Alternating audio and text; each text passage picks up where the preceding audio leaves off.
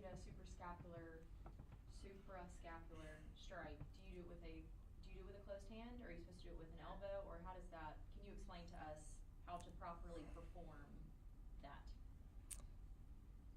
Sure. There are guidance that is provided by the state, but oftentimes there are no hard rules as to how a strike could be performed. There's recommendations for effectiveness. And if there is guidance for hard rules, it's typically what we are not supposed to do. So we do not strike areas that would be constituted for deadly force unless deadly force was necessary. So a strike to the throat, for instance, would be considered a deadly force because it potentially could be considered a deadly force because of the nature of that strike. So in the state plan, the BLET, Basic Law Enforcement Training Plan, it actually refers to a method of a hammer fist strike, which is similar to what you saw in the video. You're coming down with the fist, making that striking motion onto the individual. If they were having to wrestle around and fight, and the officer has to do that, and he comes up with his elbow to make that strike, that might not necessarily be taught, but it wouldn't also be something that would be forbidden through policy. When you find out that a video like this, just 20 seconds, has gone viral and it ends up on places like TMZ, what is step one for you in trying to enact that transparency and figure out how to address it from the police department perspective? Yeah, that's challenging. We saw a 30-second clip, and unfortunately there is a lot of information, a lot of context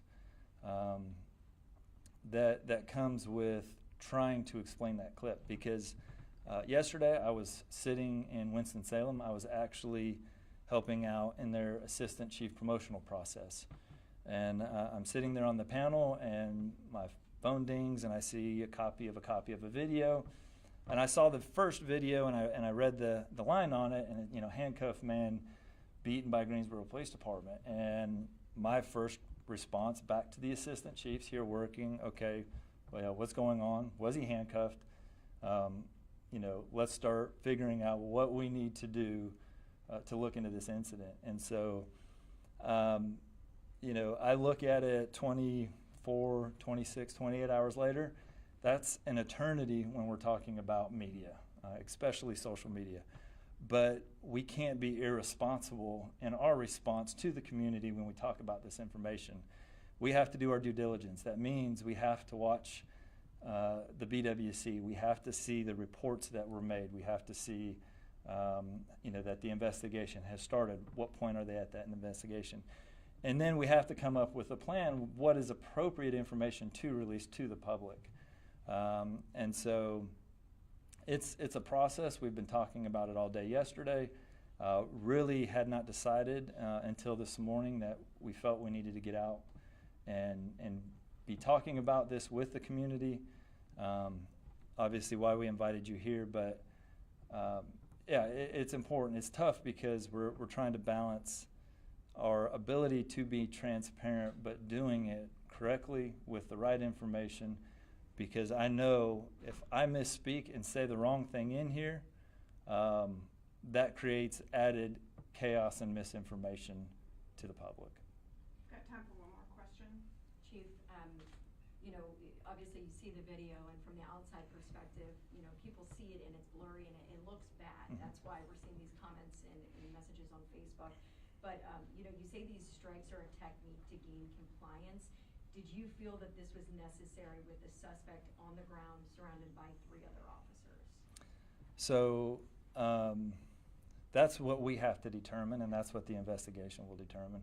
I don't think it's appropriate for me to say, was it necessary at this time, not having that full investigation and understanding. And there are 2 kind of marks we look at when we look at a use of force. And it's guided in statute, it's guided in policy. Is it reasonable, and is it necessary? And there is some subjectivity to that. And so, I had a conversation with a community member yesterday about this, and kind of it came up of, was 6 or 7 too many? I said, I don't know. I'm not in the officer's head. I didn't see what they saw. I didn't know what they were thinking.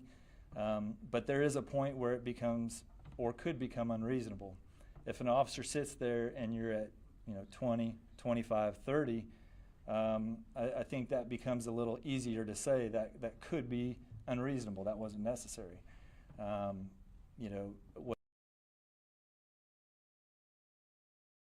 process, our investigative process,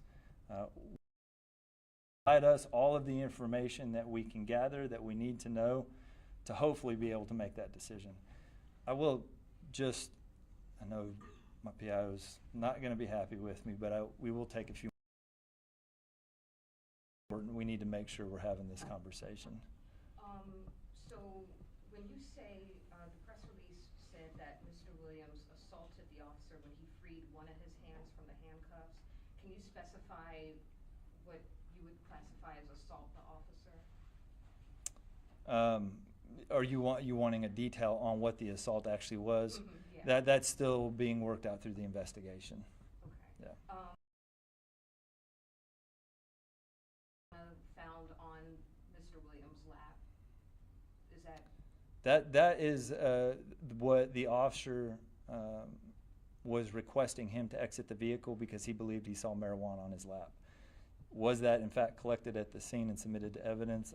I don't know at this point if that was, but the belief that he had marijuana on him, which started the narcotics investigation, the request for him to get out of the vehicle, and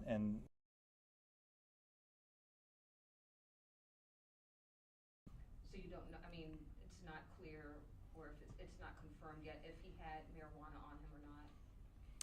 I don't know that. Yeah, I don't have the answer to that question. Okay. I have two questions about the charges that he faces. For the destruction of evidence charge, is that in regard to what you said about him ingesting something?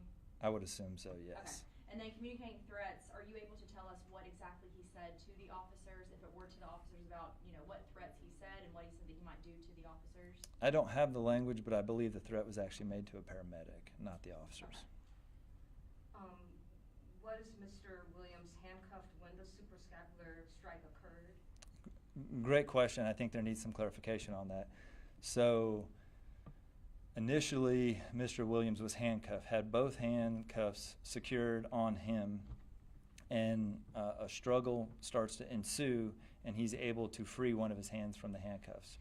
At that point, the struggle continues, and they go to the ground. So he had one hand that did have a handcuff on him, on his hand. The other arm was tucked underneath him. And so that's when the officer made those strikes to try to stun that muscle, that nerve, so that they could gain compliance of.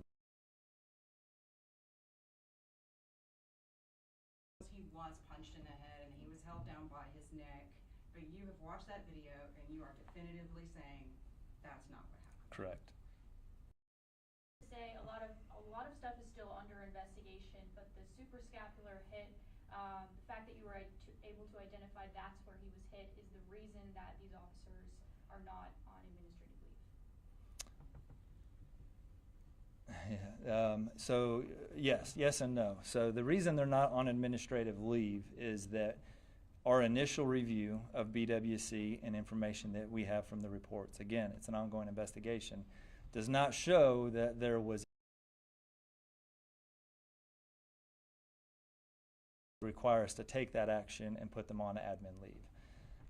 Not just the fact that the strikes were made and he was using that approved technique. We look at the whole incident to make sure that there aren't any issues that are egregious that rise to the level of us placing an employee on admin leave.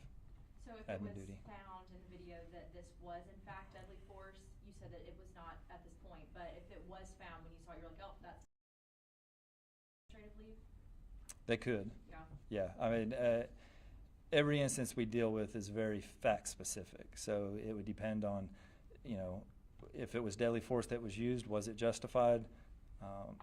Do we think there could have been a justification for that?